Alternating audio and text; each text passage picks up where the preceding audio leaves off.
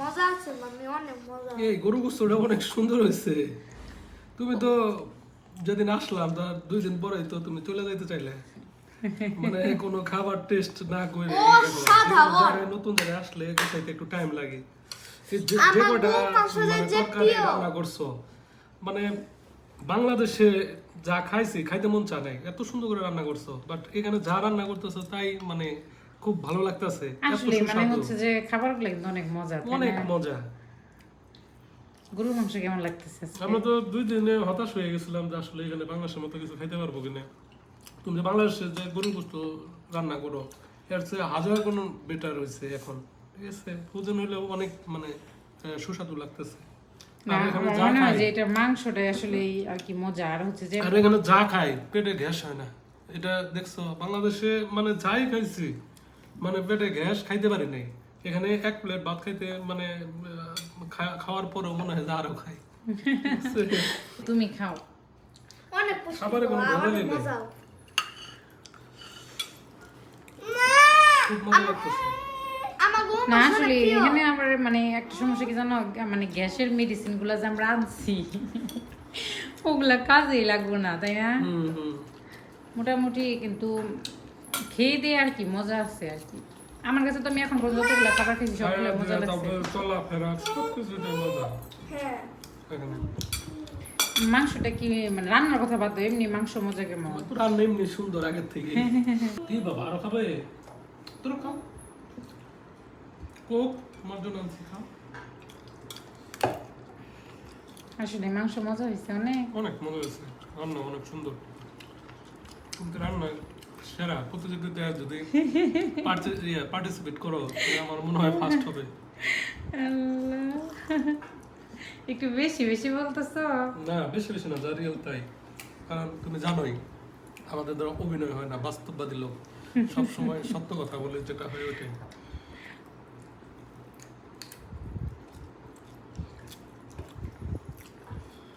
আমরা তো আজকেই ফার্স্ট গরুর মাংস খাইলাম, তাই না? হ্যাঁ আজকেই ফার্স্ট। কিন্তু দেশে তুমি তো গরুর গোশত অনেক রান্না করো, মাসে কয়েকবারই রান্না করো, এক অতটা মাস খেতে পর পারি না, গরুর ভালো মাংস লাগে না। খেলাম। কিন্তু এখানে দেখো গরুর গোশত রান্না করছো মানে পেটে টানতেছে, বাংলাদেশে টানবো না আসলে। মানে কি জন্য মানে মানে এই গ্যাস সমস্যাটাই বেশি, কিন্তু এখানে কোনো গ্যাসের কোনো সমস্যা নেই, খাইতেই মন চায়। আরিয়ান, তোমার কাছে কেমন লাগতেছে? না, আমার ভাষা নাই। হ্যাঁ মা বলো। মানে একটু পরিমাণে যেটা যে হয়েছে বলার মতো ভাষা পাচ্ছি না।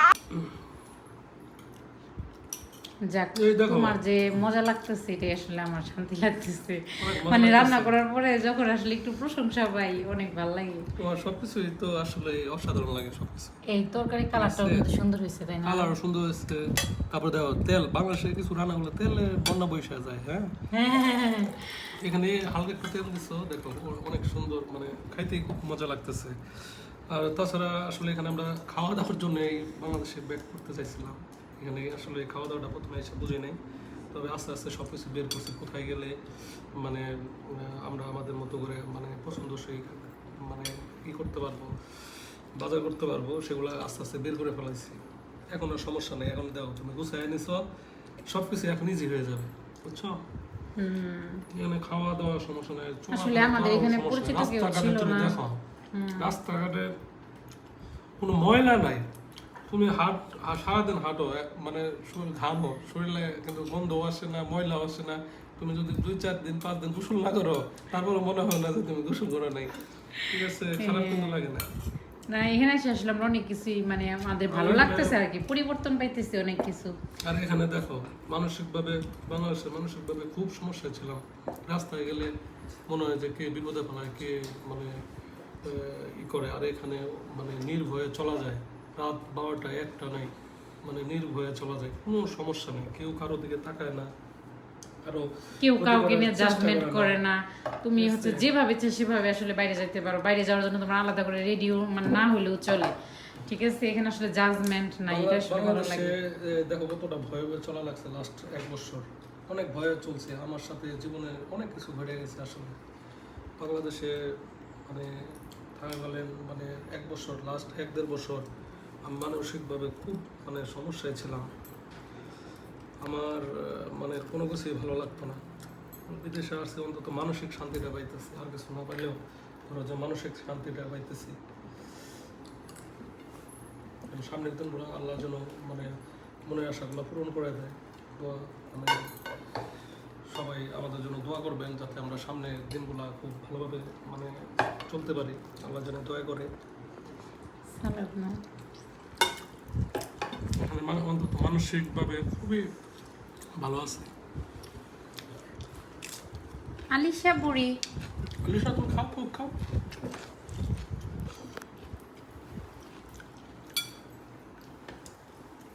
যাই হোক, আসলে আল্লাহ হচ্ছে উত্তম পরিকল্পনাকারী। মানে আমাদের তো আসলে বিদেশে আসার কোনো ইচ্ছাই ছিল না, কিন্তু আসলে পরিস্থিতির শিকার হয়ে আসলে বিদেশে বাচ্চাদের আসা। ফিউচার আর বাংলাদেশে আসলেই মানে এখন থাকার মতো পরিবেশটাই মনে হয় নষ্ট হয়ে যাইতেছে, যার কারণে আসলে চলে আসা।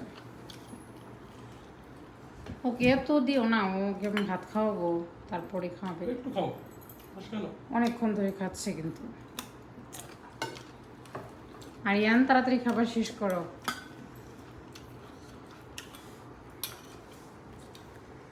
সালাদটা কত মিষ্টি, গাজর। তাই না? গাজরটা অনেক মিষ্টি। মানে এগুলা মানে মানুষ যদি শুনে, মানুষ বলবো যে আমরা আসলে একটু বাড়ায় বাড়ায় বলতেছি, কিন্তু একদমই আসলে বাড়ায় বলতেছি না। মানে একদম authentic। সবকিছু এত মজা। মানে গাজরটা অনেক মিষ্টি। কালকে যে তোমার মিষ্টি আলু সিদ্ধ করছিলাম, মানে মনে হলো যে চিনি দিয়ে সিদ্ধ করছি, ঠিক আছে না? মানে এত মানে এখন মিষ্টি। পর্যন্ত একটা জিনিস খায়া মনে হলো না যে মানে বাংলাদেশের সাথে মিলিয়ে যে জিনিসগুলো আমরা আসলে বাংলাদেশে থাকতে খাইছি, ওগুলোর সাথে মিলিয়ে যে জিনিসগুলো খাইছি, মানে বাংলাদেশের 10% আর এখানে 99% আসলে। আর মনে হচ্ছে মানে সেটাই, মানে আসলে এখানকার খাবার দাবার মানুষ না খেলে আসলে বুঝতে পারবো না যে মানে কতটা মানে মানে ফ্রেশ লাগে।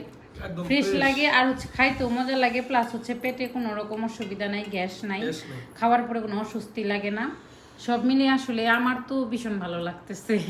আর লাইফস্টাইলটা আসলে মানে একদম মানে এটা আসলে শুনতেও যে আছে না যে বিদেশি লাইফস্টাইল আসলে উন্নত, আসলে এখন আইসাও বুঝতেছি যে আসলে আসলেই উন্নত। খাবার দাবার খেয়ে শান্তি, রাস্তাঘাটে চলাফেরা করে শান্তি। মানে মানুষের জীবনে আসলে যে যে জিনিসগুলো একদম বেশি প্রায়োরিটি, এগুলো মানুষের অবাধে সুন্দরভাবে চলাফেরা করবে। এটা খাবার দাবার গুলো একদম অথেন্টিক হবে, কোনো ভেজাল থাকবে না, ঠিক আছে? মানুষের কি, মানুষ সারা জীবন ইনকাম করে মানে খাওয়া দাওয়ার উপরে আর একটু বেশি মানসিক মানে শান্তির আর একটু জন্য। মানসিক শান্তির জন্য খাওয়া দাওয়া করে ফ্যামিলিটা নিয়ে ভালো থাকবে, এটাই মানুষের আসলে প্রত্যাশা, চাওয়া। কিন্তু বাংলাদেশের প্রেক্ষিতে আপনি একটু ভালো চলতে যাবেন, দেখুন আপনার পিছনে 10 জন লেগে গেছে যে পিছে টানার জন্য, আপনি কিভাবে ক্ষতি করতে পারবেন? মানে কিভাবে আসলে মানে আমার জীবনে আসলে বাস্তব লাইফ থেকে বললাম, লাস্ট 1.5 বছর আমার জীবনে মানুষ এতটাই মানে অতিষ্ঠ করে বলেছে, মানুষ এত পিছনে লাগছিল, সেটা আসলে বলার মতো না। জীবনটারে একদম মানে অতিষ্ঠ করে ফেলাইছে, লাইফ রিস্কে পড়ে গেছিলাম আসলে, সত্যি কথা বলতে। এইখানে যে চলাফেরা করে দেখো, কেউ কারোর দিকে তাকাচ্ছে না। কাছের বন্ধু বান্ধব, কাছের মানে যে ভাই ব্রাদার যারা ছিল, সবাই আসলে আমার মানে পিছনে লেগে গেছিল, সবাই আমার ক্ষতি করছে। কারো কাছ থেকে একটু মানে ভরসা পাওয়ার মতো মানে আমার জায়গা ছিল না। এক জায়গায় বৈশা যে আমি একজনের সাথে একটু চা খাবো, এক জায়গায় বৈশা 10 মিনিটের জন্য, তাকে আমি এখন আর বিশ্বাস করতে পারতাম না। কারণ আমার খুব কাছের ভাই ব্রাদার, তারা আমার সাথে অনেক 2 নাম্বারই করছে, আমাকে অনেক বিপদে ফেলাইছে, শারীরিকভাবে, মানসিকভাবে, তারপরে অর্থনৈতিকভাবে, সব দিকে আমার মানে খুবই জ্বালাতন করছে। চেষ্টা করছে। অল টাইম আমি কিভাবে বিপদে পড়বো সেই চিন্তাই থাকছে। এটা একটা মানুষের জীবনে একটু শান্তি দরকার, এই জন্য আসলে বাংলাদেশ থেকে কিন্তু আসা। বিদেশ আসার পরে কিন্তু ওই শান্তিটা এখানে পাওয়া যেতেছে না। আর কিছু না হোক, অন্তত মানসিক শান্তিটা এখানে পাইতেছে। পাওয়া যেতেছে। মানুষ যাতে বেমেনি না করতে পারে সেই সুযোগ আমার মনে হয় না এখানে কেউ ওইভাবে আসলে বিপদে ফেলাবে, এক বাংলাদেশি ছাড়া। এখানে মালয়েশিয়া তো বাংলাদেশি লোক আপনাকে বিপদে ফেলাইতে পারবে, কারণ বাংলাদেশের মানুষ আসলে টাউট কয়েক জায়গায় আমি প্রমাণ এখানে তো বাংলাদেশে দেখো আসার আজ পরে মানে হেল্পও মানে বাংলাদেশিদের কাছ থেকে কোনো হেল্প পাই নাই সত্যি কথা বলতে।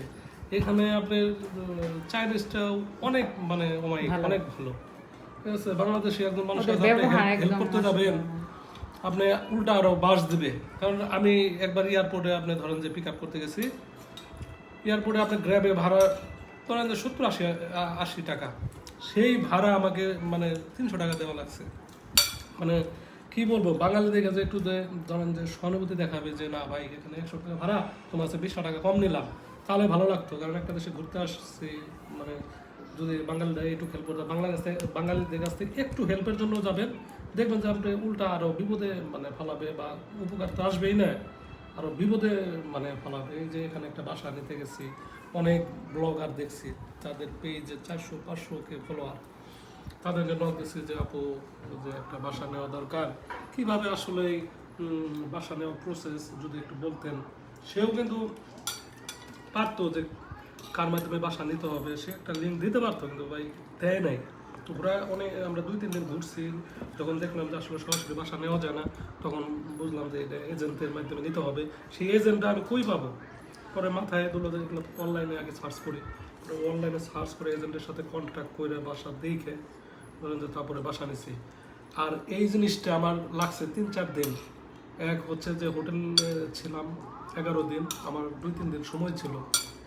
এই যে একটা যে মানসিকভাবে মানে খুব প্রেশারে ছিলাম যে বাসাটা না পাইলে আবার হোটেল নিতে হবে, কারণ হোটেলে ভাড়া অনেক বেশি, ঠিক আছে। আর যদি একটা লোক, পরিচিত লোক যদি একটু হেল্প করতো যে আপনি এখানে আসেন একটা বাসা নিতে পারবেন, যে খুব মানে ইজিলি ধরেন যে একদিনও মানে আমার লাগতো না বাসাটা পাইতে।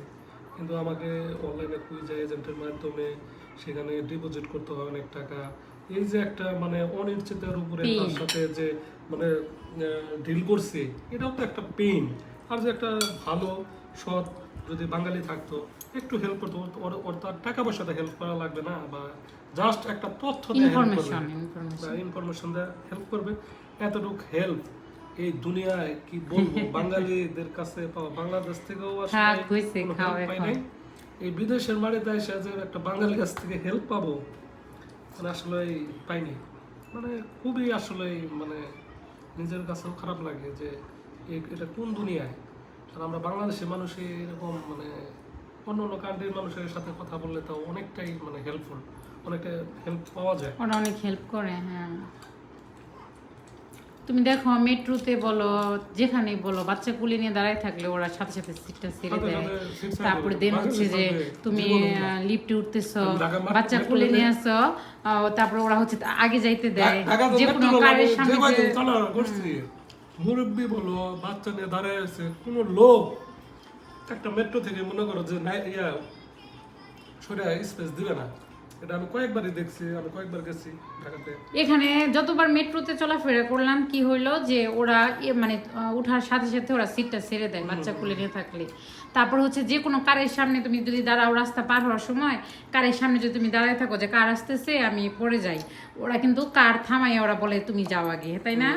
মানে রাস্তা পার হওয়ার সময় কার ওরা মানে কার দাঁড় করে ওরা বলে তুমি আগে যাও, মানে এরকম। মানে এই বিষয়টা আমার এত বেশি ভালো লাগছে। হ্যাঁ হ্যাঁ, ওরা হচ্ছে যে সব জায়গায় বাচ্চাদের প্রায়োরিটি অনেক বেশি। বাচ্চা নিয়ে রাস্তা পার হওয়ার সময় ওরা গাড়ি থামাইয়া, মানে চলতি গাড়ি থামাইয়া ওরা বলে যে তুমি আগে যাও, মানে হাত দিয়ে ইশারা করে যাও, পার হও। মানে এই জিনিসটা আমার ভীষণ ভালো লাগছে। তবে আমি যেগুলা ভুক্তভোগী হয়েছি ইনশাল্লাহ আমার এই ভিডিও দেখে অন্তত এখন তো মালয়েশিয়া আছে, মালয়েশিয়ায় যদি কোনো ধরনের হেল্প, কোনো ধরনের মানে যে কারো যদি সাহায্য লাগে ইনশাআল্লাহ আমি 100% দেওয়ার চেষ্টা করব। কারণ আমরা যেরকম মানে কষ্ট করছি, কষ্টটা আসলে যেন না করে নতুন অবস্থায় এসে না করে, অন্তত এইটুকু আমি ইনফরমেশনটা হেল্প করতে পারবো যে ভাই আপনি এখানে গেলে আপনি একটা বাংলা হোটেল পাবেন, এখানে গেলে আপনি বাসা নিতে পারবেন, কোন এরিয়াতে বাসা নিলে কম পাওয়া যাবে, ভালোবাসা পাওয়া যাবে, এতটুকু হেল্প করতে পারবো।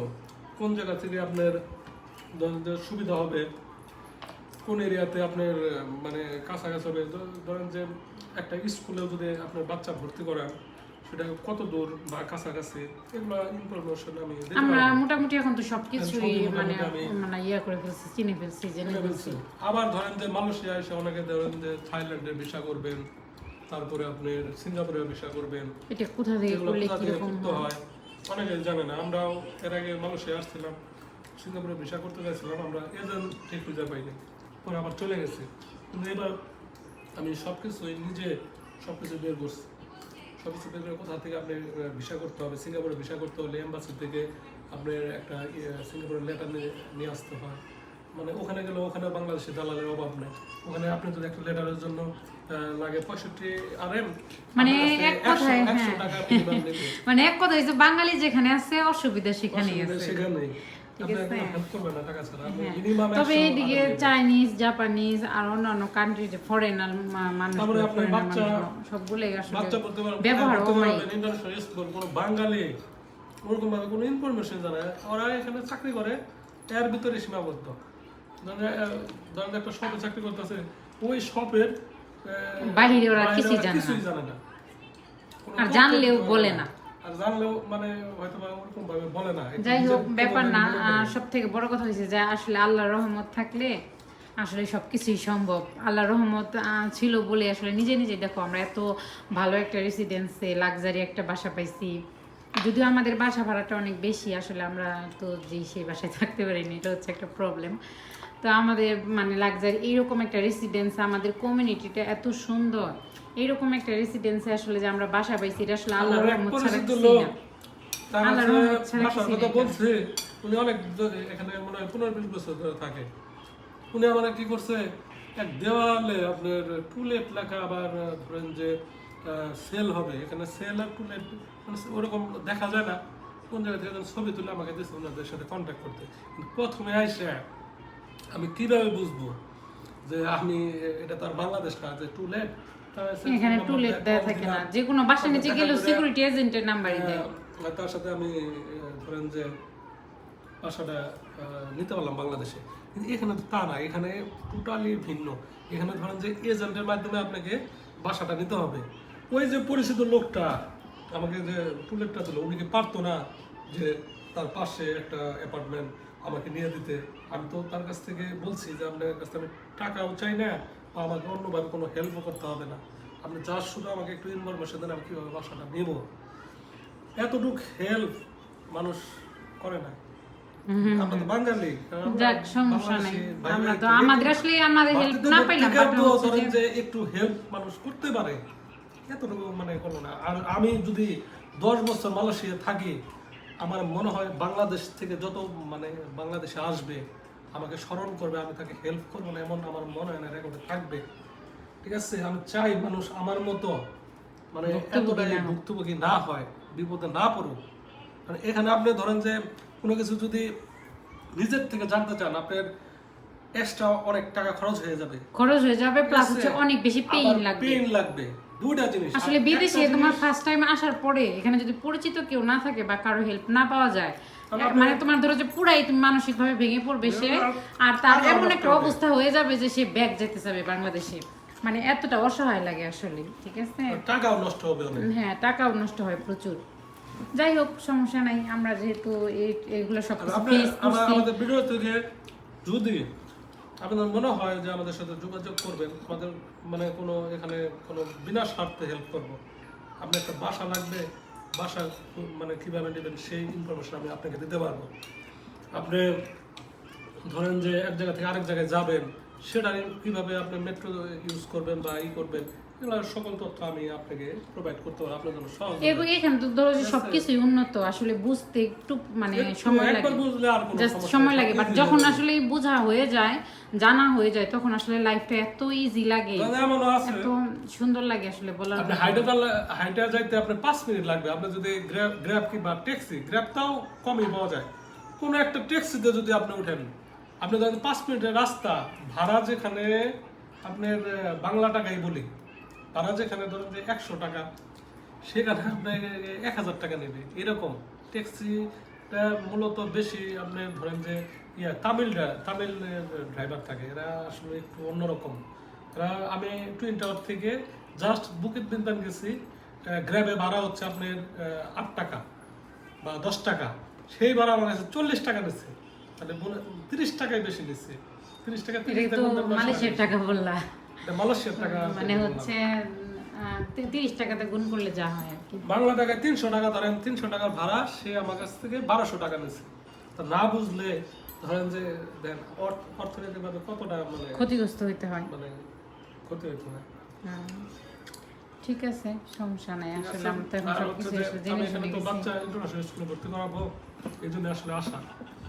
যদি আপনাদের ইন্টারন্যাশনাল স্কুলে এখানে 10টা স্কুল আছে কলামপুরে, এগুলা ধরেন যে সবগুলাতে আমি মোটামুটি মানে খোঁজখবর নিয়েছি, এগুলা এখানে এসে আমি সব বের করছি, কারোর কাছ থেকে হেল্প নেই নেই। আপনার যদি মানে আপনার বাচ্চাদের যদি মানুষের কোনো ইন্টারন্যাশনাল স্কুলে ভর্তি করতে চান, সেদিকেও আমার কাছ থেকে আপনি হেল্প পাবেন, ঠিক আছে? এতটুকুই। আবারও বলছি, যদি আপনাদের কোনো হেল্প লাগে খাইতে বসে এত কথা বললা, কমেন্টস করবেন, মনের দুঃখে বললা না। তথ্য দিয়ে সহযোগিতা করতে পারি, আমার কাছে ভালো লাগবে। আল্লাহ হাফেজ। মানে মানুষ আসলে জানে, মানে আসলেই মানুষ জানে আসলেই হয় না, মানে কষ্ট না পায় আর কি, আমাদের মতো এত পেইন মানে ফেস না করে আসলে, এই জন্য আসলে এত কথা বলা। আসলে এখানে আসার পরে নিজের কষ্টটা নিজে আসলেই ফিল করছি। এখানে মানুষ আসলে কতটা অসহায় লাগে, কিছু না চিনলে না জানলে, এটা আসলে যে না আসবে সে আসলে বুঝবে না। যাই হোক, তোমার খাবার শেষ হয়ে গেছে? ভাত নিবা না? না আর খাবো না, আর একটু ভাত দিই। না না আর খাবো না। খাইতে বসে তো অনেক কথা বললাম। বললাম আসলে অনেক কথাই জমা আছে, সেগুলো আসলে বলতে পারি না, বলবো একটা সময়। আমার জীবনের অনেক বাস্তব অনেক কিছুই ঘটে গেছে, সেগুলো একটা সময় আমি বলবো। অবশ্যই আমি বাংলাদেশের মানুষের কাছে মানে আসলে বাংলাদেশ থেকে আসলে কষ্ট পাওয়া আর বাংলাদেশের মানুষের থেকে আসলে কষ্ট পাওয়া অনেক। যাই হোক, কষ্ট পাইছো বলে আসলে হয়তো আল্লাহ এত দূর তোমাকে আনতে পারছে। আর জীবনে আসলে উন্নতি করতে হইলে মানুষের কাছ থেকে কিন্তু কষ্ট পাওয়া দরকার আছে, মানুষের কাছ থেকে ঠকার দরকার আছে, বুঝছো কি? মানুষ তোমাকে না ঠকাইলে, মানুষ তোমার সাথে বেইমানি না করলে কিন্তু তুমি উপরে উঠতে পারবে না। এটাও একটা উপরে উঠার চাবিকাঠি আমার মনে হয় আর কি। আচ্ছা, খাবার শেষ করলাম, কফি খাওয়াবো এখন? এখনই কফি খাবার কয় খাও। আচ্ছা, 20 মিনিট পরে একটা কফি খাওয়াইও। খাবার শেষ করলাম, খাবারের সময় অনেক কথাই বললাম, আসলে কতগুলো কথা বলা ঠিক হয়নি, মনের দুঃখে অনেক কথাই বললাম। আসলে বাংলাদেশ থেকে কেন আসছি, এটার পিছনে অনেক কারণ আছে, একদিন সময় করে আমি বলবো। আপনারা কমেন্টে যদি শুনতে চান কমেন্টে জানাবেন। আর বাংলাদেশে আপনার যদি কিছু টাকা হয়, আপনার আপন জন হোক বা বন্ধু বান্ধবী হোক, মানে আপনার লাইফটা অতিষ্ঠ করে ফেলবে, আপনার পিছনে এমনভাবে লাগবে আপনার জীবনের মানে মানসিক শান্তি কি কিছুই পাবেন না। যাই হোক, অনেক কথাই বললাম, আজকে এই পর্যন্তই। সবাই ভালো থাকবেন। আসসালামু আলাইকুম।